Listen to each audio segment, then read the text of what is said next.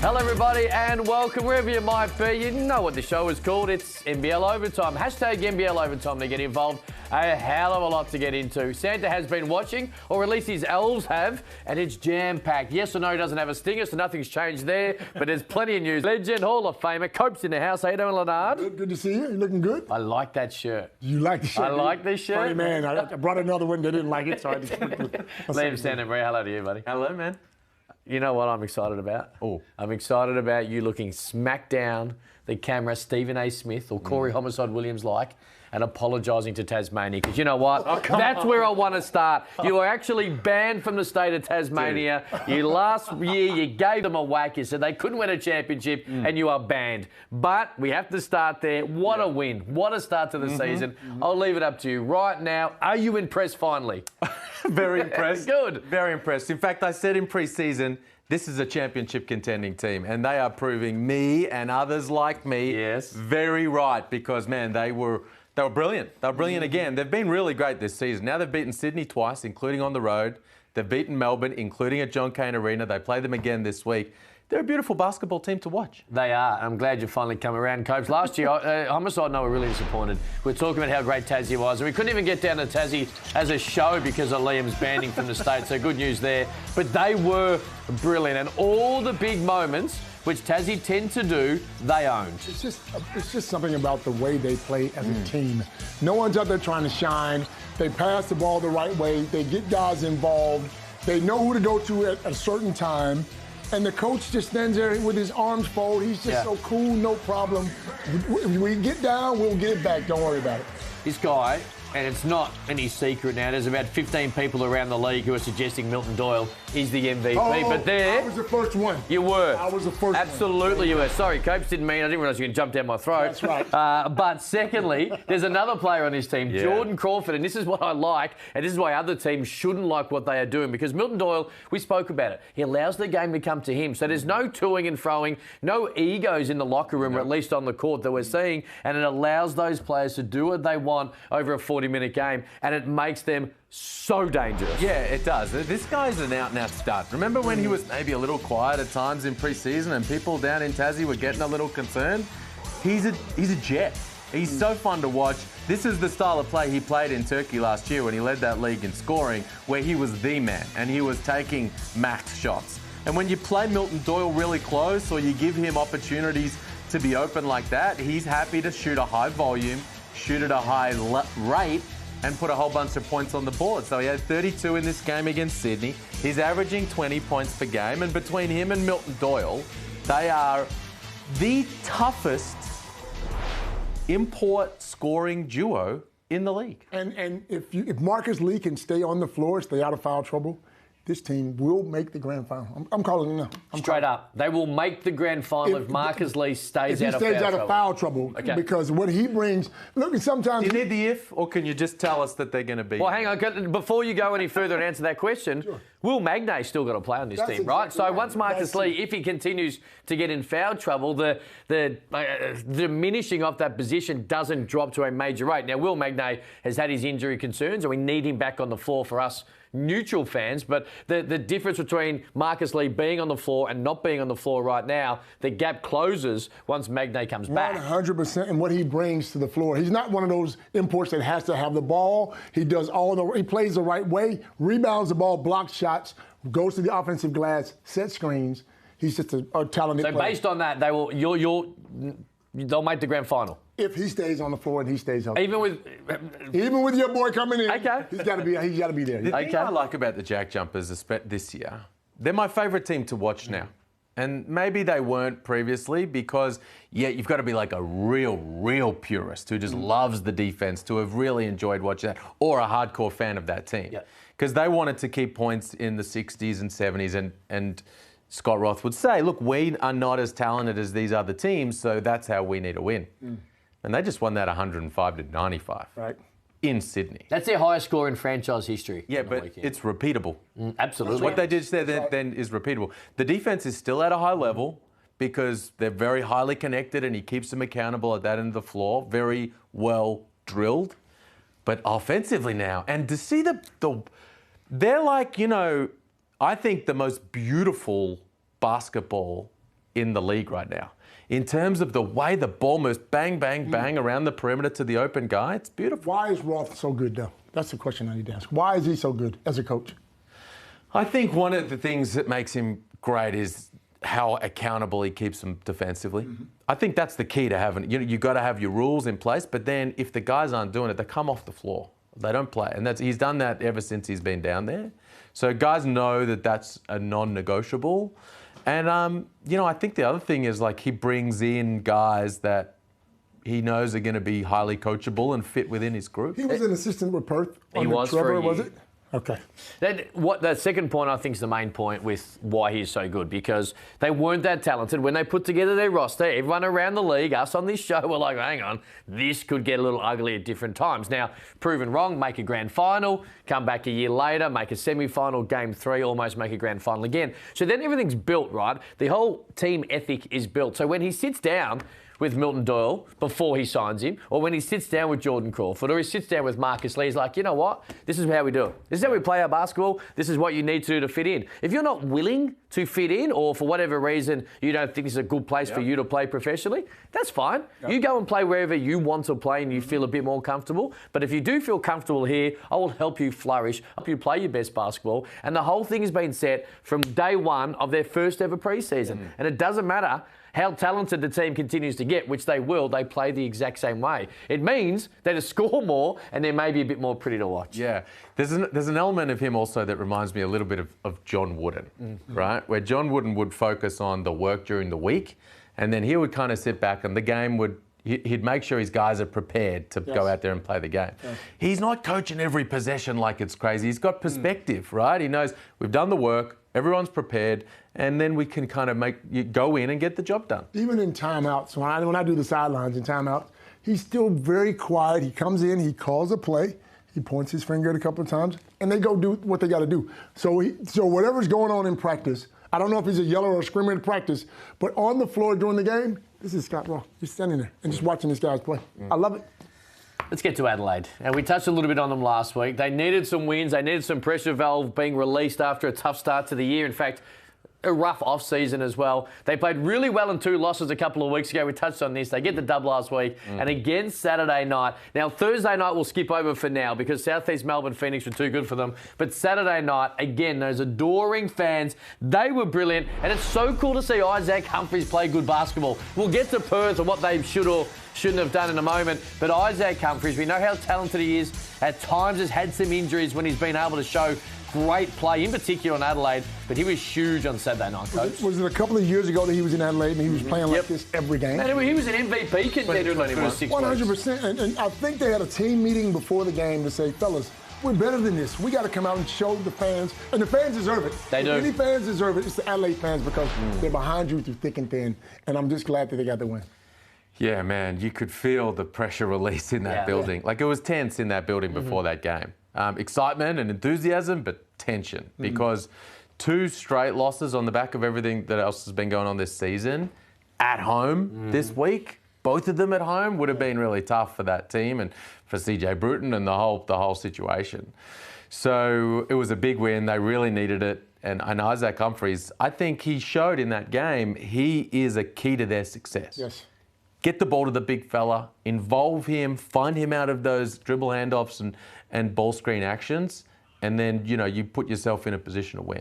You know, the clubs know it's a big game when Liam Santamaria flies in for it, so that adds a bit of intensity. Drew in the house as well, of course. But look, if you go and bring another import in, you have to leave Isaac on the floor. If he's playing like that, he has to play.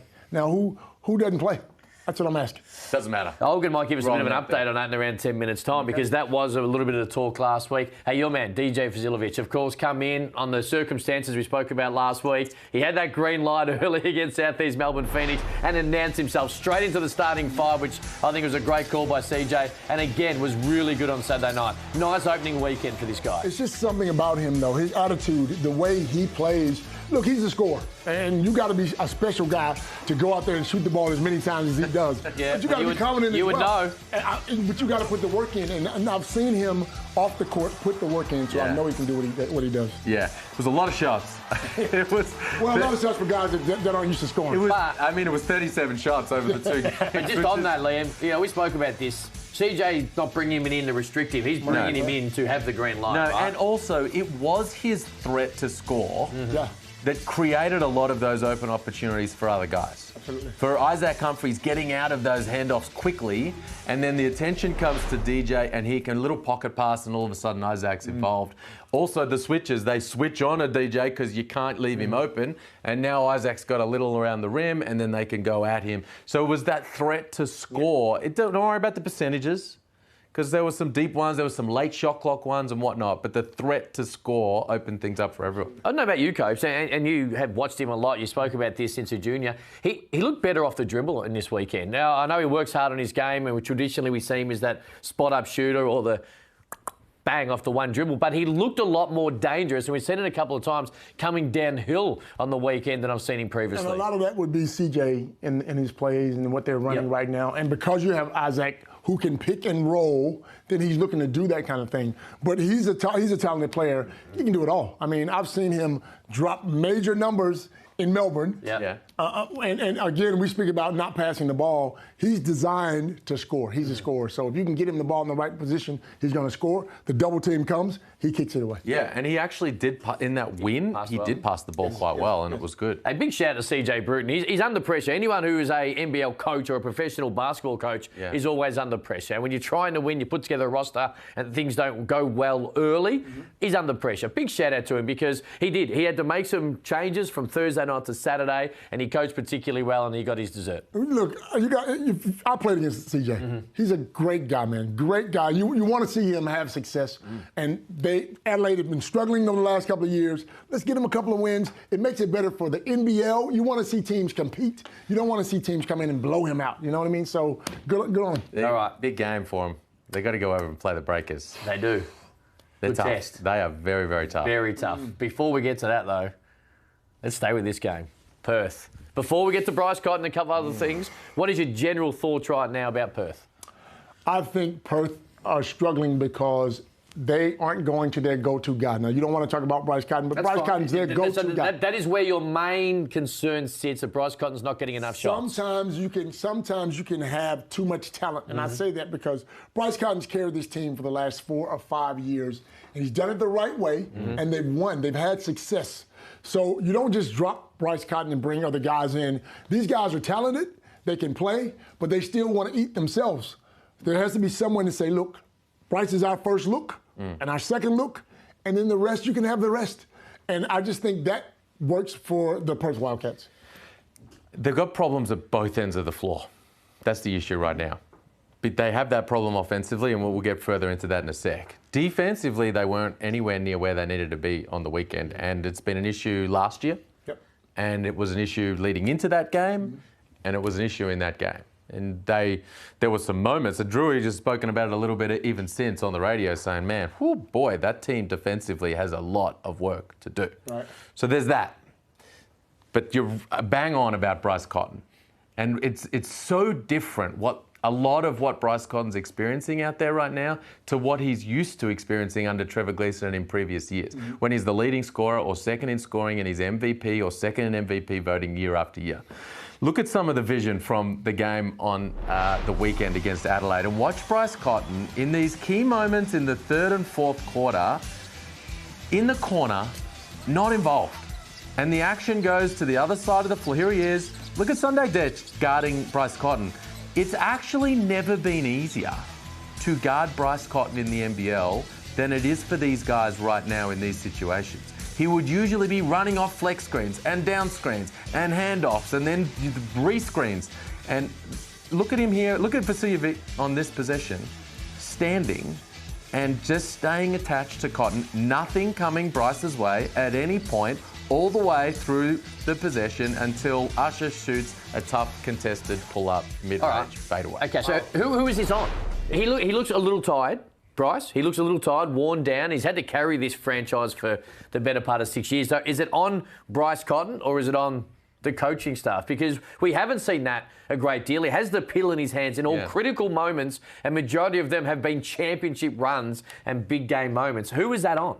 It's on the coach and his teammates to make sure that everyone understands that you've got to go to Bryce. So when in doubt, dribble handoff to Bryce. Don't turn and keep that. Hand it off and lay contact on his man. When he's pushing the ball and you outlet to him and he's pushing the ball in transition, somebody, every time, doesn't matter who it is, but somebody's got to slap on a drag screen so that he can then come off and create. That's when the defense is put under pressure. Don't leave him on an island to go one-on-one or leave him in the corner to stand and watch. He's got to be involved and you got to help him out. Every person on that team knows who Bryce Cotton is. You better believe before they signed to play with Bryce Cotton. Bryce Cotton's the man on that team. Bryce Cotton's the man in this league. So if he's the man in this league, you got to find a way to get him going, and you can have the rest. You can have the crumbs, but you got to get him going in order to have success. Have they got a pure point guard on the roster? No. Is it a concern? That traditionally, Bryce playing alongside Damian Martin, Mitch Norton, those types of guys, there was more of a focus for him. Yeah. And you got the best out of Bryce. I think, and John Riley's talking about Ty Webster being more aggressive and getting downhill more often. Maybe that helps in the grander scheme of things. It certainly doesn't help get Bryce going. Watching them play, I feel at times they need a pure point guard out there. And maybe not even as a main distributor, but you're right. Damian Martin, Mitch Norton, two players who played next to Bryce and had great success, aren't the type of people who necessarily going to be attacking the rim and trying to score, right? They're always looking, in particular Damian Martin, to try and make sure that Bryce Cotton gets open and works that way. And both good great defenders. defender. Defensively, they've got the exact same issues as last year. The exact same. Nothing has changed. And we know we've got different personnel. Keanu Pinder's come in. I don't look. Saar didn't play a huge amount of minutes on the weekend, but when I'm seeing Isaiah Humphries go to work, Copes, I'm thinking. When you bring Saar off, the that's way what he's I would have blocking thought. Shots, the way he blocks shots, his size. Just try him out. for a different just look. try him and have a look at it and see if he can maybe. If he doesn't block it, he can alter the shot to slow him down a little bit. Who do they play this weekend? They got Brisbane. In the jungle. Cotton will go nuts. Cotton will go nuts. It's just, history will repeat itself and he'll come out. He was 2 of 15 and we're talking about it and it'll go bang. And Norton may be the guy guarding him if Norton's guarding Cotton, I don't know if he's going to go nuts. If they're not getting Cotton the ball, then who knows? They'll tweak. Hashtag NBL Overtime to get involved. Let's get to the break. Olgun Uluc going to join us on the other side of this. We will ask that question about Adelaide and that 5-man. He spoke about the possible import coming in last week on the show. Plenty of news to kick around. We'll get to it all next on NBL Overtime.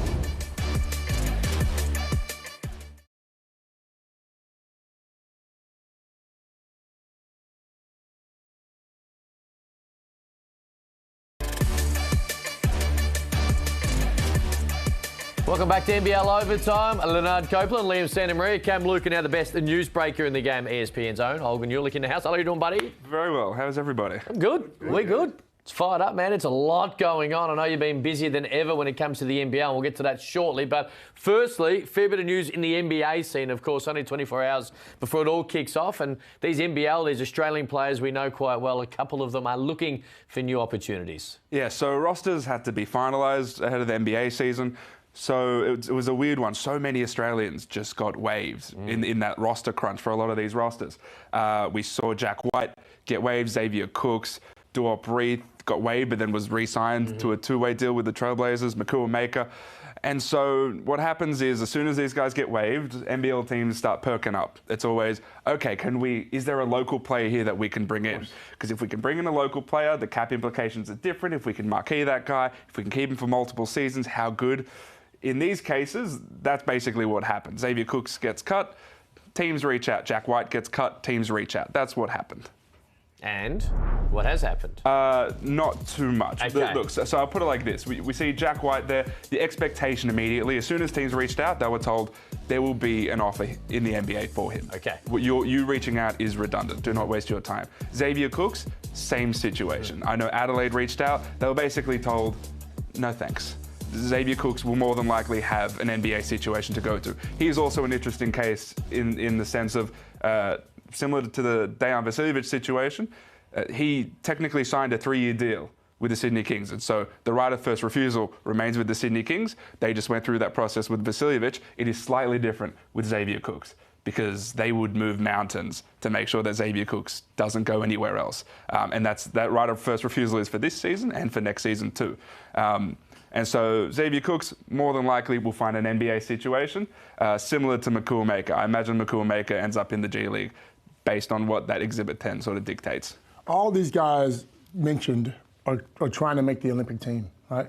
Is there any chance no one plays or go to the G League and play, or go to an NBA team and sit before the Olympics? That's not good for anybody. So the Olympic part of this is the most interesting consideration for these guys, because when the Boomers coaching staff sat back after this recent World Cup campaign, part of their post-mortem was, okay, who played well and who didn't and why? And so they look at Josh Giddey, they look at Dante Exum. These guys played meaningful minutes, meaningful reps the season prior. They came in, they were ready to go at the World Cup. Some of these other guys, you look at Nick Kay playing a season in Japan, are those meaningful reps going into playing at Slovenia and any of these tough teams? That's a question that the Boomers coaching staff asked after the World Cup. And so what should be front of mind for guys like Xavier Cooks and Jack White and these guys trying to make this Olympic team is, where can we play meaningful reps? The NBL is somewhere where you can play meaningful reps. The G League is too, and so is the NBA. And so basically that's part of the value proposition there. Where can I sign to help my future, but also get meaningful reps ahead of a Boomers campaign at the Olympics? I don't think there's any surprise in hearing kind of any of that. That NBL teams are knocking on the door. Sure. Of course, why wouldn't you if you were these squads and Xavier Cooks or Jack White was potentially available? Or that those guys are initially saying, I'm just going to see how this plays out for me. Now, sometimes these things move quickly in your direction, like DJ Vasiljevic. Let's not forget, he was waived by an NBA team not long ago, and now he's 2 games already deep in the new NBL season. Cool.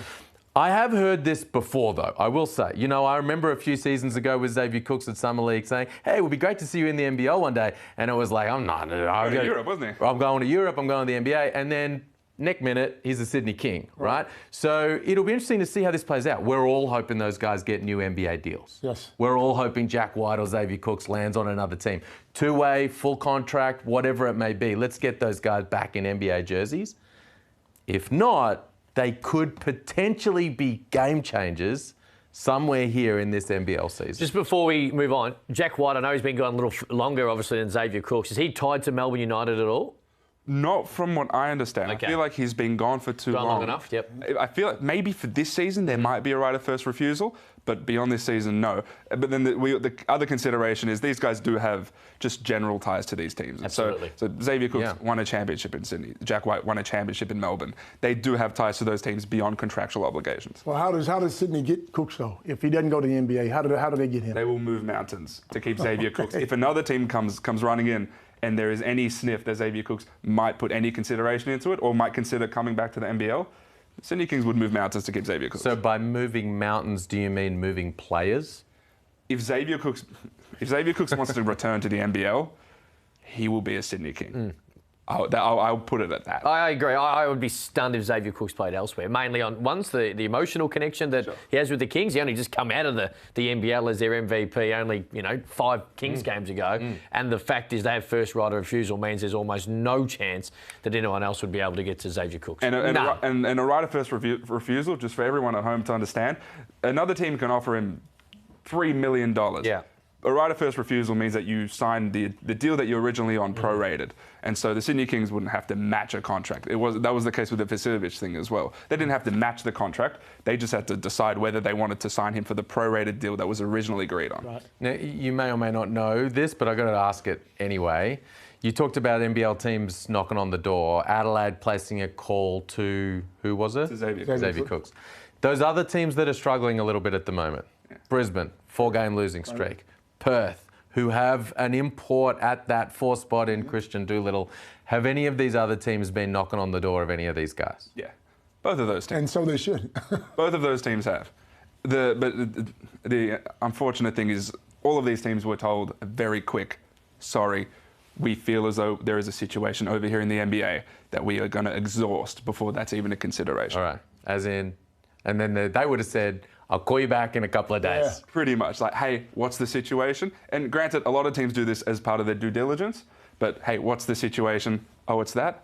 Okay, you be on your way. The best thing about it is, though, there's still a lot of guys in the NBA getting cut now, so you have a choice of imports or strength. And that's a really good point as well. It's not just the Australians, where we traditionally have the main interest because they're guys we love and we've seen them play and win NBL championships. But there are now imports who no longer have a position in the NBA teams who would be saying the exact same thing. Their agent would be saying, hey, you know what? Yeah, we'll be right. We'll get an NBA job.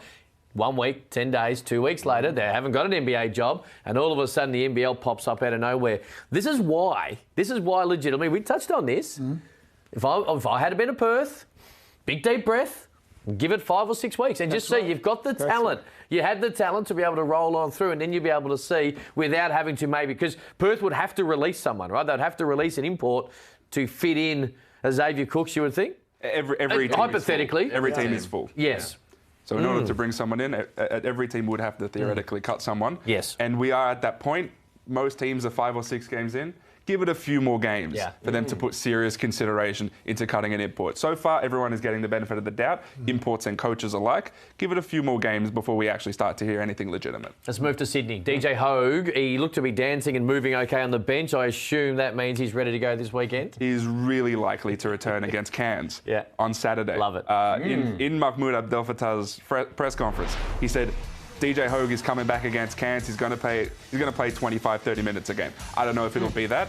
I know that Hogue does have some tests to pass in order to be available, but every expectation is that they are heading toward him being available against his former team. That was the all-time greatest highlight reel, just by the way. Just how he just sat down on the chair. It was beautiful. Honestly, this is your fault because you cut the vision. You could have possibly got some of his great highlights from last year against Cairns as well. He had a couple of dance moves. That would be fun if he's back this week against Cairns, because that semi-final series was awesome last year. And I am fascinated. We talked about this at the start of the season. I am fascinated to see what kind of DJ Hogue we have here. It was all NBL second team last season. He was a stud. Yes. Is it the same guy? Is it better? Is it not as good? How does it fit within this Sydney roster who, yes, they just lost, but previously have been rolling along really well? And how does it fit there within that rotation? Now, Alex Tui's playing great, Kwot Noy's playing really well, Jordan Hunter, Jonah Bolden, Jalen Galloway, although he's a bit hurt right now. Good problem to have, but excited to see how it all plays out. What have you got on Jalen Galloway across that shoulder? Is he expected to be back this weekend? Do we have any idea? Is it long-term? Where do we sit? It is still too early to say. Yep. We will find out more closer to the weekend when so he's had an MRI. They've cleared him of any sort of breaks and fractures, and so right now they're just having a look structurally at just what's going on with that shoulder. They've done an MRI. The docs are currently looking at them. We'll get a better understanding on how injured he is, the extent of it. You can see it was a very innocuous injury, right? It's sort of, you don't even know when the injury really happened. And so they're still gauging the extent of it. We'll see whether he plays this weekend. But if he doesn't, again, the Sydney Kings have a good problem where they don't have to, if they theoretically wouldn't have to make a decision between, say, a Galloway and a Tui, theoretically Tui can just slide down to the 3, Hogue goes straight in there, and basically you just spread his minutes apart. Yeah, now, he's had a shoulder soreness issue or at least a shoulder concern in the past. Is it related? I'm told it's unrelated. Again, we have to see what the docs feel about this injury, but I'm told that there's no relation between this one and the one from last season. Maybe he loosened the rotator cuff with the big dunk. I was going to say that, all the dunking he's doing. Maybe it's just, He's playing well, that's one really thing for certain. You will miss him if he's not Absolutely. playing. And bet your bottom dollar, he's on NBA radars. Should be. There's a lot of teams that are looking at him right now, and Olgun would know this, saying, very interested to see how he plays out the rest of the year, but whether it's end of season type action like Xavier Cooks had after last season, or looking towards the following year, he's well and truly on that. He's got the complete package though. He plays defense. He can shoot the ball well. He's a smart player. I love him. I love the way he plays. He's got an NBA body. The athleticism of him and the way he's built is perfect for the game. Shannon Scott, hammy. Shannon Scott, they're still figuring out the exact injury, but the initial diagnosis is probably 3 to 4 weeks. that he'll miss. Very tough blow for Brisbane going into Perth, a very desperate Perth. Brisbane themselves are desperate. They've lost 4 in a row. You can see him, again, another innocuous one. It's the same hammy he did during last season's playoffs, right? He immediately signaled to the bench. My feel is that he knew what it was right away. It's a very tough blow for Brisbane. They have the second worst offense in the league. They've really struggled on that end of the floor. Shannon Scott is top 3 in assist percentage. He's someone who a lot of that offense revolves around. And so now the Brisbane Bullets are going to rely on someone like Mitch Norton, Isaac White to step up and get some of those minutes at the one. And that's why you sign those two guys like that, though. I mean, if Shannon goes down, then White can play point, but Norton is used to playing point. He knows what he can do, and he'll help that team. I mean, the signing of Mitch Norton was when they realized that they could sign him, that gave them a lot of freedom, and that made them feel really good about Shannon Scott as a potential signing, knowing that Scott and Norton is a really good pairing at the one. Yeah. Geez, a month off, though, is a long time because he's someone who's absolutely going to help them. Now, last week you did tease, you had to come flying back in, old Usain Bolt style, and tell us exactly that maybe Adelaide were looking for an import. You've obviously referenced them when it comes to Xavier Cooks. Where does that situation sit? Isaac Humphries was great on Saturday night, as we touched on. Where's it currently sit 7 days down the track? I mean, the fact that they've just reached out to Xavier Cooks to see what's going on with you gives me an indication that we're not close to that signing.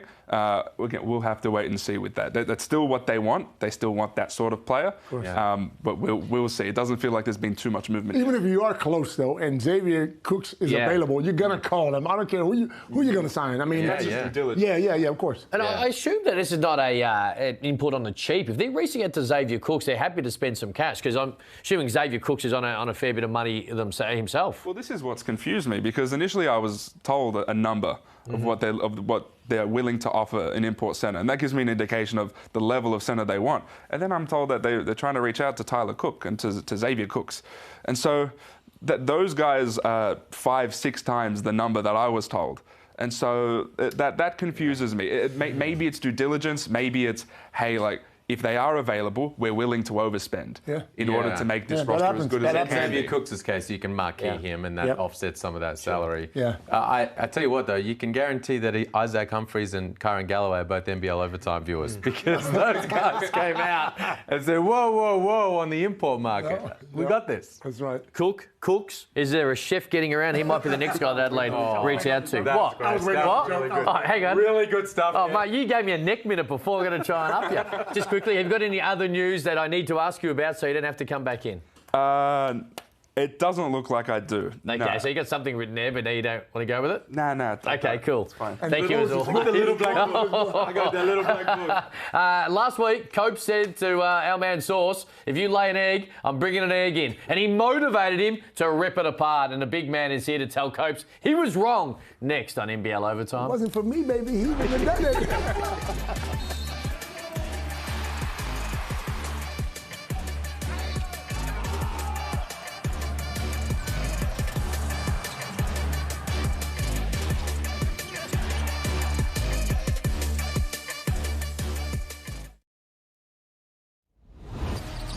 Oh, hello. Williams lines up the triple. Oh, bang! Oh.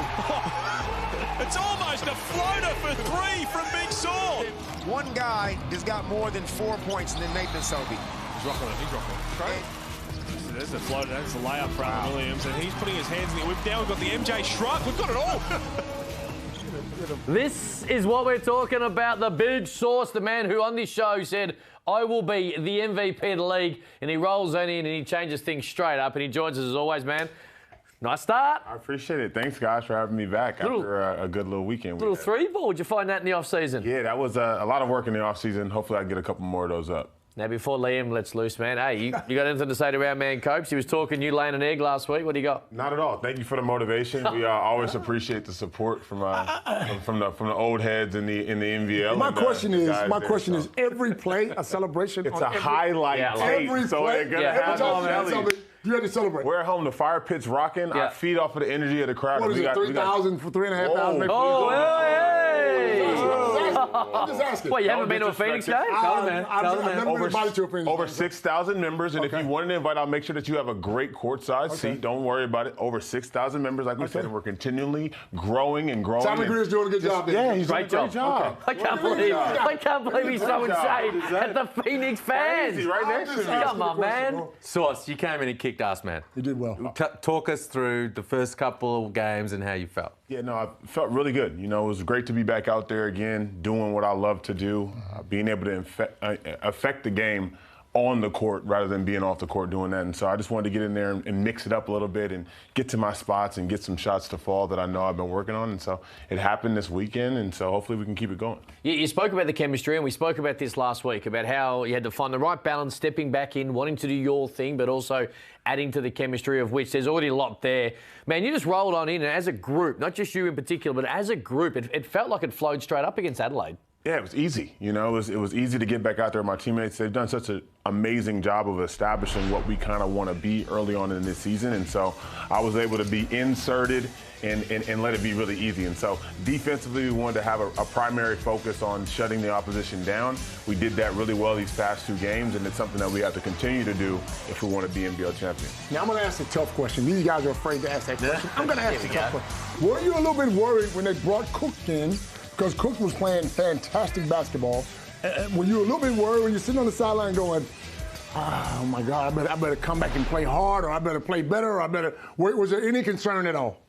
Worried about what? Your position. I know you signed a multi-million-dollar contract and you were going to be here, but were you a little bit worried about this guy may take my spot one day? Or was there ever a concern at all? Not at all. Okay, and this sounds political, but I am very much team first. Like, don't get me wrong. I wanted to be out there and be able to play with my team, but if we had an opportunity to bring in somebody that was going to help us get wins while I was out, that was going to help us do the things that we want to do and achieve, I was all for it. I knew once I was ready to get back on the court, I was going to have my spot and be able to do that. And there was no hesitation or insecurity or whatever you're trying to throw my way. Whatever you're trying to throw my way there, because I understand how great of a player Tyler Cook was, but I also understand what I do and what I bring to this team. And I don't ever think that was in question. Our man is keen to... Yeah, he's trying to sack him. He's trying to sack him. He rolls on in, rips it apart, and our coach is trying to do it. He's also very keen to bring in an egg. Yeah, he is. Oh, I'm going to bring in an egg. There's going to be an egg sitting right here one day. It won't happen. I'm going to have his number on that egg. No eggs. No egg there. I don't plan for there to be an egg. The goal is to go out there and do my thing. This week he came up against my man Rocco Zacasta. Yeah. Now he's a future first-round draft pick into the NBA. Yes. 17 years of age, 7'3". How did you enjoy going up? How did you enjoy picking on him? I loved it. I loved it. I absolutely loved it. You and I talked, Liam, early on in the season. I think we were watching the South Sudan game during the World Cup time and stuff like that. And you were like, what are you going to do when you see Big Rocco? And I'm like, first thing I'm going to do is I'm going to elbow him right in the chest and kind of see what he's made of and give him the welcome to the NBA and moments we see on the screen there. There it is. I remember running down the court being like, welcome to the league, and he kind of just like laughs it off as if I didn't even hit him. Wow. And to me, that shows that he's up for the challenge, that he's going to be a great player in this league, and it just shows all the work that he's put in and the confidence he has in himself. And so I'm a big Rocco Zacasta fan. Obviously, when we play against each other, I'm going to try to go at him as best as I can. But he definitely gave it back, and I just love the mentality that the young kid has early on in his career. And I can tell you, Rocco didn't bat an eyelid, but our man was in Adelaide and he was fuming. He was like, I want him off the show. I want him off the show. Hey, going forward, of course, a really nice win. You talk about the chemistry and the team starting to find some form. It feels like this is a team going in a good direction. Yeah, I think so. I think everybody can attest to the fact that what they saw from us these past 2 games was a good team. Yes. You know, a team that defends first and foremost, a team that has a bunch of offensive weapons like, Midge Creek, Gary Brown, Will Cummings, Matt Kenyon coming in and having a double-double the first game and killing the next one. Ben Air coming off the bench for us is going to be tremendous. Gorjak Gak Let's not as our about backup. You, though. We're not going to forget about you. I do my thing when I can, but no, the makeup of this team and the way that we're constructed is to make a deep run at this thing, and I think we have the tools and the players to be able to do so. So you come on this show every week and talk a little bit of Southeast Melbourne, Phoenix and the like, but there's a lot of focus on a lot of other teams. Yeah. On Melbourne, on Sydney, on Tassie. Do you think Copes and others are a little asleep on you guys as genuine championship contenders? let them sleep. Let them sleep. Everybody, let's tuck them in. Let's put a pillow underneath their head. We would love to fly under the radar. Bring a pillow in for our man. We would love to fly under the radar and continue to do what we want to do. We work our butts off every day in training. No exception today. We got after it, mixed it up against each other. Super competitive, fiery group that we have. And so we're poised and keen to be able to continue to grow as a unit and not really worry about the outside noise kind of going on around the league. Now, Mike Kelly, we all know Mike Kelly. He's the nicest coach in the world. Was a physical player, played hard. Does he ever does he ever go off on you guys in training or scream or yell, or does he raise his voice, or because he's just a nice guy, and I know him as a nice guy. Yeah, he is a nice guy. He's a genuine human being who cares about the people that he's working with, cares about everybody around him. But when push comes to shove, he's able to make those tough decisions, those tough calls, that yelling at me if I'm not getting up to the level of the screen, like, Alan, you need to be there, or challenging Mixed Creek to continue to lead and grow with this team. And so there's a lot of things that go on at practice that everybody can't necessarily see, but he is a great leader for this group of players that we have here to try to take us as far as we want to go. New Zealand this weekend, of course, they had the NBA games. They flew into Melbourne and they played Melbourne United really tough on Sunday. As we have a look at some of the highlights from that game, Anthony Lamb's is going to continue to get better. What do you make of New Zealand from what you've seen so far? Yeah, as an objective fan of the NBL, I really enjoy what New Zealand has to offer. I think that they're a really versatile team. I think they can do a lot of good defensively, obviously coming off of that 17-day trip and having to play a juggernaut like Melbourne United is a tough task. But I think with the two guards that they have there, obviously with Alan Cheatham able to spread the floor, going 3 from three, being able to dunk the basketball and get out in transition, they're a tough team to have to defend, and also a tough team on offense for us. We're going to have to figure out ways to extend them and try to find advantages there. So it's going to be tough for us out there. You played them this week? Yes. Now, you and I called the game on Sunday, and you and Zylan Cheatham look like you're amazing friends from back in the day in Arizona. What do you got for him this week? What does he have for you? That could be the question. No, honestly, we honestly haven't played against each other in a professional scope. You know, we work out together over the summer and we have the same trainer. Shout out to Dustin Gray back in Phoenix, Arizona, with Playmakers Basketball, and we work out together all the time. And so I'm just excited to go against him and battle him and really get to see what he's been working on and him to get to see what I've been working on. But I'm still big bro, and so that's what the kind of the mentality that I'm going to try to go into it with. But all the love and respect for Zylan and his career and what he's been able to do so far in this young NBL season. And I know he's going to be a killer for the Breakers this year, for sure. You do. I like this. I love this, in fact, from where I sit with games. You do talk a little bit, right? You talk a little trash and it fires you up and it gets people on the back foot that you're playing against. Are people talking back to you? Are they going into your shell? Are you noticing it working for you from a verbal point of view? Yeah, I mean, the talking is really to motivate myself and my team. It's to get the crowd engaged and to get it going. So once we get a run or something like that, we have a group that's pretty chirpy. I mean, I'm talking, Gary's talking, will talk. We got guys that want to mix it up and make it grimy like that. And so Benny has said a couple of words over there's no doubt that Ben's definitely going to get his in too. So we have a group that has that mentality, and all of us kind of play with that chip on our shoulders. And I think it's a point that we aren't talked about, and we like that part of it. We like the fact that we can go out there and prove people wrong on a consistent basis. And so the talk won't stop. We got to continue to play well, because that's the only reason why you can talk, is if you're getting it done. And so hopefully we can continue to do that. Now, you've seen the league. I have. Who's the toughest opponent for you yourself? Which guy are you looking forward to playing against this season? I always have the United game circle. I love the throwdown. If you look at last season's throwdown games, I reveled in those. I love that. I love the fact that there's two of them now. There's a two-headed monster down there waiting on you. And I know it. And I have a high level of respect both for Harcourty and Jelly. They're both tremendous basketball players and great centers in this league. And it's going to be a tough task for sure. But thankfully, I don't have to do it by myself. You know what I mean? Like I have a great group with me this year that has the ability to be able to go out there and win games and maybe get one of those throwdown wins against United on their home court, so that we can call JCA us. I'm going to mark that date in. Yeah, that's the day I'm going to go to the grocery store and bring those eggs in that day. Hey, just quickly, do you have a better feel about this particular group than you might have 12 months ago? I know hindsight's easy to have these conversations, but do you feel this group is tracking in a better position than 12 months ago? Yeah, I mean, 12 months, even 2 weeks ago. I think where we are right now compared to where we were 2 weeks ago, 10 days ago, whatever you may have it, is so much further than not what I expected, but it's a really comfortable place for us right now. We still have a lot of room for improvement left to go and a lot of things that we still need to get better on the defensive end especially, but we're trending in the right direction, and everybody that's incorporated with the Southeast Melbourne Phoenix is really involved and engaged in making this the best season that we've had yet. He is sleeping on you. You know what he should do? He should go to practice and watch Mike Kelly at work. This is the open invitation for Leonard Copeland to wear this green shirt that he got on, this baby food green shirt he has on. Baby food green. Come out to Warrentina, get to the State Basketball Center, and come to a Southeast Melbourne Phoenix practice. It's too far. It's too far for me. I'll pay the tolls for you. I got you. gotta get into that. I love it. Hey, we love you being back, man. Good work. Good luck for the weekend. We'll get to a break. We'll talk Melbourne United and Illawarra on the other side of this. Oh, baby food.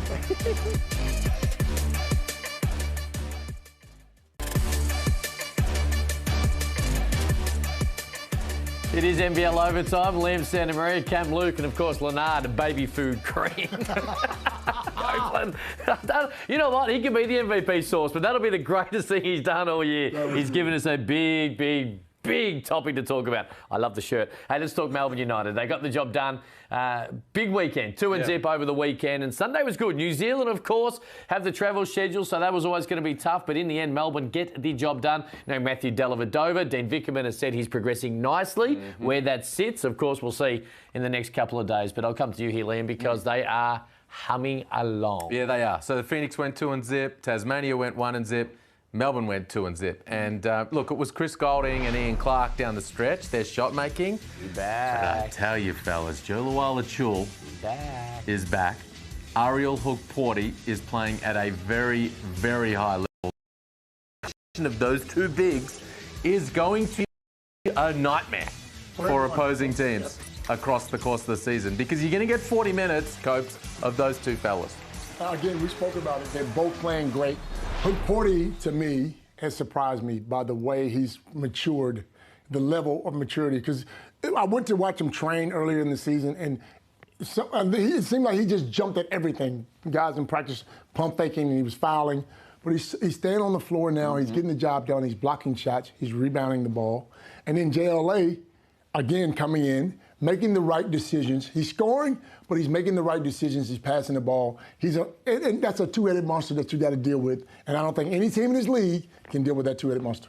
So watch Melbourne United train, but won't go watch Phoenix. That's Leonard Copeland. The thing with Hook-Porty is, I think a lot of people forget this. Everything you said is correct. The fact is, and sometimes it can be a bit blessing in disguise with an injury, and it sucked as much as it did last year with the Achilles, but it allowed him to work on his upper body strength, of which he was already a big boy as it was. It allowed him to mature, able to watch the game up close and personal, learn a little bit more and mature with what goes being a professional. Now, he's a kid, right? So that was going to happen probably at some point anyway. But I think it's reaping the rewards now. His effort and his energy is contagious, and that was something on show in his first year anyway.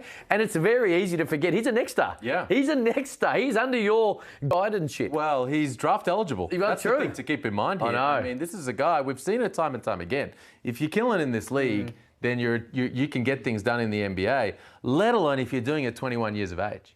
So he's going into next year's draft, 2024, draft eligible, and teams need to be paying attention, because if you want a big who can screen, roll, catch and throw it down, rebound, block shots. He's averaging basically a double-double here with a block and a half per game.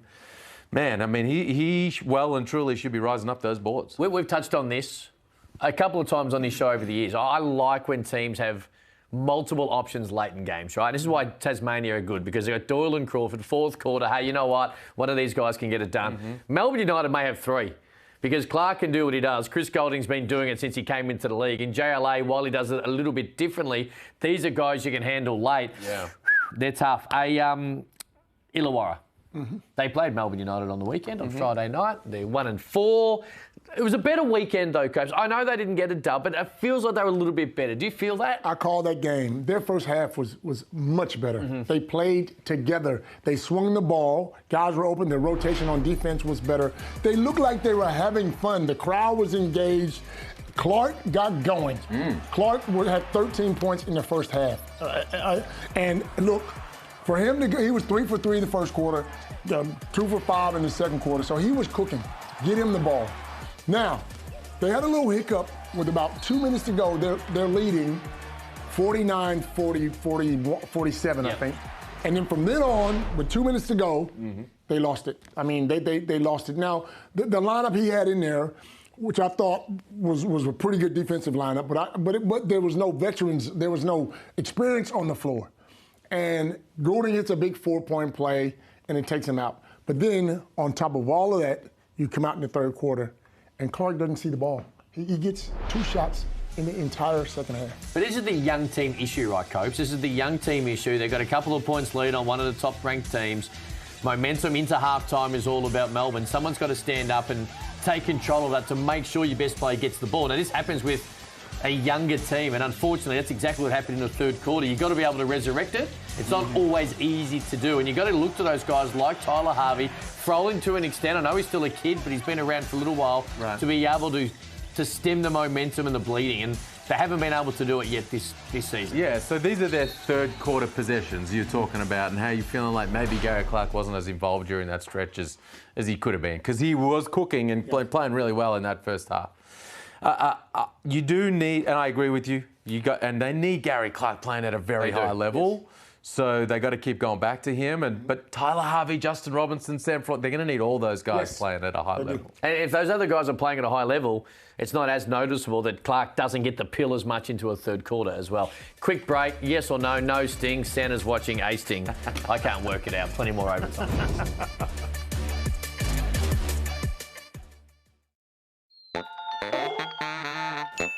Santa's watching, boys. Big round 4. We start in Adelaide, and Mitch McGarrett. Hey! This one from Krislovic just wasn't quite at the level, Copes. What is he? Open air game, wasn't it? No, it wasn't. It wasn't, unfortunately. So that one just fell a little short. Speaking of which, the shoe just fell short. Bro, tie your shoes up, bro. What happens, Copes? Are guys not tying their shoes up tight enough? I don't know, man. It might be the... Because then when he puts it back on, like the Velcro he just slides it in. There's no reties. Nah, he just slid it in. Come on, man. Come on, superstar. Hey, ref, get the heck out of the way. Get out of the way. And then, is that a charge? No, we'll give him the call. You know what? The ref was going to take the charge, but they wouldn't have known what the call was. Look at this shot from Kenyon. It's not bad to alley-oop, man. Where's Wemby when you need him? All right, yes or no? No stinger. Let's get into it. Liam, will we have 2 next stars in the top 10 of the NBA draft? Yes. Is Bryce Cotton currently a top 5 player in the league? No. Will a team full of next stars beat the G League Ignite in a 3-game series? Yes. On the playground, would you choose our man Sauce over JLA? No. Are Tassie closer to a title than New Zealand? Yes. 30th anniversary of the Tigers title. Should Melbourne United be wearing Tigers jerseys? Nah. See ya.